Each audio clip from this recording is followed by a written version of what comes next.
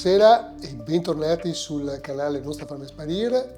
Volevo dirvi che prima di iniziare questo video, se volete iscrivetevi, mettete un like al nostro canale, sosteneteci e con questa premessa oggi torniamo in provincia di Rovigo e principalmente a Lusia, dove abbiamo conosciuto una famiglia storica del luogo molto legata alla terra e infatti proprio per questo la famiglia conduce un'attività storica legata all'orticoltura e di fatto siamo nel pieno, devo dire, nel pieno delle attività tradizionali per quanto riguarda questa parte, questa provincia fondamentalmente e la famiglia gestisce poi tra l'altro un'attività abbastanza vasta perché stiamo parlando comunque di un'attività che comprende da una parte l'orticoltura vera e propria, quindi con la gestione della produzione di prodotti primi, un orto didattico che viene impiegato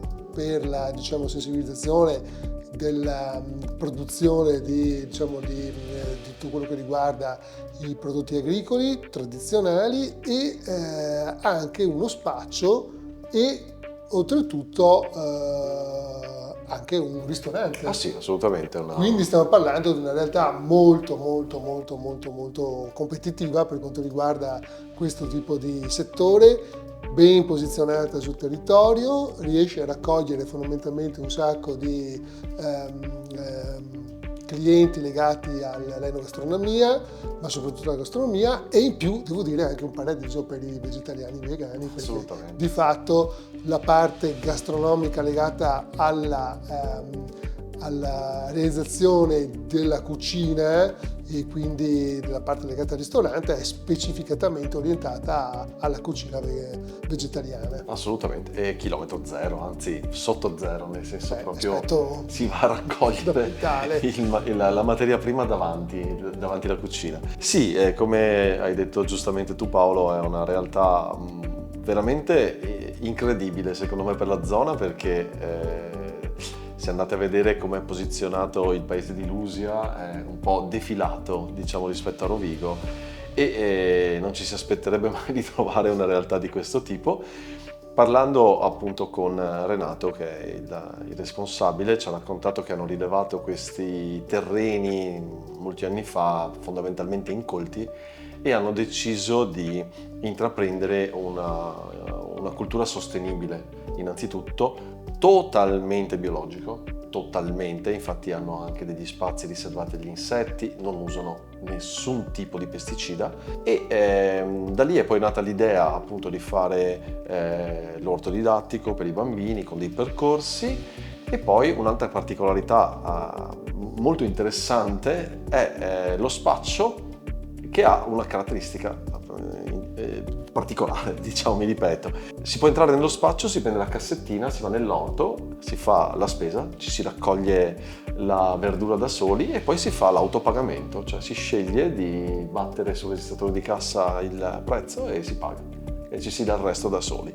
Quindi lo spaccio è aperto tutto il giorno senza una sorveglianza, fondamentalmente, ed è molto interessante perché poi ovviamente la mia prima domanda è stata ma avete mai avuto problemi da questo punto di vista? Mi hanno detto assolutamente no, che la gente è contentissima e addirittura, soprattutto nel fine settimana, si presentano famiglie con i bimbi ed è un divertimento pazzesco anche per i bambini andare nell'orto e raccogliersi le carote più belline piuttosto che i pomodori, le fragole e tutti i prodotti assolutamente di stagione e poi si fa il pagamento e si va a casa.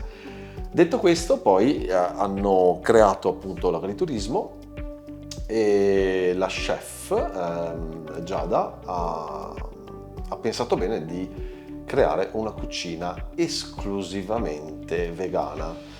C'è qualche piccolo sforamento sul vegetariano, ma non proprio tanto, prevalentemente siamo sul vegano, quindi chilometro assolutamente zero, tutti i prodotti stagionali, menù che varia ogni settimana fondamentalmente, quindi è molto interessante perché ci sono due soluzioni, la soluzione del pranzo che è a buffet e quindi non posso dire che si trova quel che si trova, ma si trova quello che offre l'orto, quindi quello che offre l'orto è nel buffet a pranzo e prezzi ovviamente super competitivi. Alla sera c'è un menù alla carta c'è il menù alla carta che diciamo è la proposta, ci sono varie proposte della chef e devo dire che i piatti sono anche piuttosto elaborati e molto interessanti. La nostra chef poi ci ha portato in giro per l'orto per far vedere tutta la coltivazione anche storica, perché hanno comunque ad esempio un frutteto con della frutta che non si trova più da nessuna parte, perché sono frutti proprio, loro me li hanno venduti, diciamo, mi hanno raccontati come frutti polesani proprio degli anni 30-40.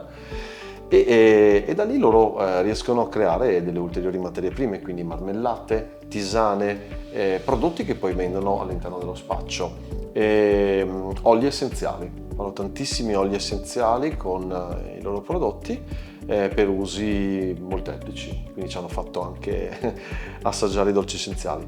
L'ultima chicca che abbiamo assaggiato è stato il gelato vegano, quindi fatto senza latte, con i prodotti che abbiamo raccolto noi. Siamo andati a raccogliere ad esempio i fichi e li abbiamo portati nella gelatiera e abbiamo fatto il gelato di fichi in più o meno 20 minuti e devo dire la verità che wow, buonissimo. Meritava. Sì, buonissimo perché si sentono i gusti della natura, cioè nel senso veramente abbiamo parlato con la chef di questo fatto diciamo sensoriale a cui forse non siamo abituati, nonostante noi viviamo in Italia e ci vantiamo di avere della frutta e della verdura ottima, però rispetto alla grande distribuzione i gusti sono completamente diversi.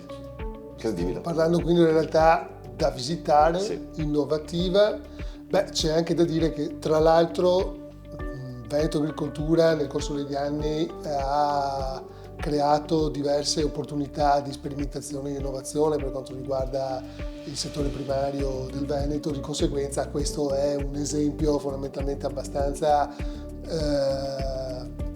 di alto livello, chiamiamolo così, per quanto riguarda l'impiego della messa a disposizione di consulenze sul territorio che sono state fatte in decine d'anni fondamentalmente.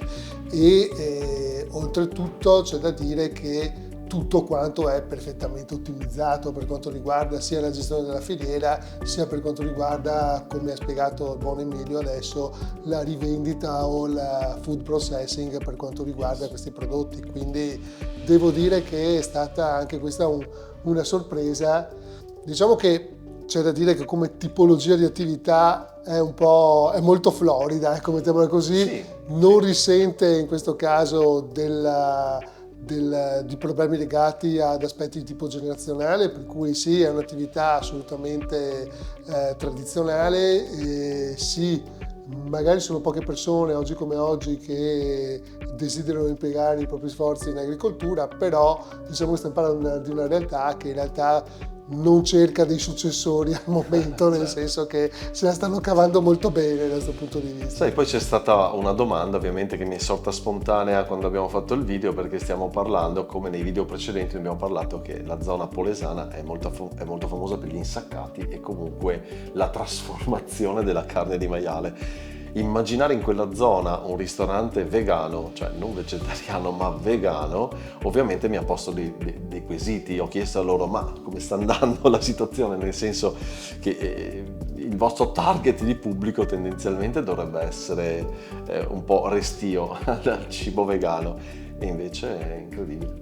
Basta pensare che in realtà questa azienda offre un'alternativa che poi ha la possibilità di accentrare proprio su di sé, un luogo dove in realtà appunto l'allevamento di suini la fa per la maggiore. Il fatto di posizionare di fatto una realtà come questa è estremamente interessante, sì, quindi diciamo che al momento non hanno competitor. No, probabilmente è stato un azzardo, ma un azzardo che ha pagato molto bene. Che ha pagato bene, molto assolutamente bene. Sì. Quindi mettiamo i link sotto impressione, quindi la trovate sotto nella descrizione del canale del nostro video e potete andarli a trovare molto volentieri.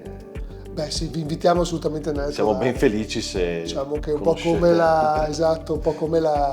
la distilleria Mantovani, dei video che abbiamo parlato precedentemente, stiamo parlando di realtà che sono estremamente ospitali, interessanti, diciamolo perché serve dirlo, che comunque anche i titolari sono dei personaggioni da questo punto di vista, quindi vi sapranno sicuramente intrattenere. Ecco, se volete fare una giornata in famiglia e conoscere un posto nuovo è veramente l'ideale. Se avete dei bimbi c'è appunto l'orto didattico e non vi annoierete di sicuro, e in tutto e tutto avrete la possibilità di gustare del buonissimo cibo vegano. Assolutamente. Ci sembra che... diciamo che dall'uscita a Rovigo in 10 minuti ci siete, quindi è fattibile. E quindi andateli a trovare. Bene, direi che per questa avventura su Rovigo abbiamo concluso. Noi invitiamo sempre a mettere i like e a seguirci, e prossimamente vi parleremo sempre di attività legate alla coltivazione, però su un contesto completamente diverso. Continuate a seguirci. Alla prossima. Alla prossima.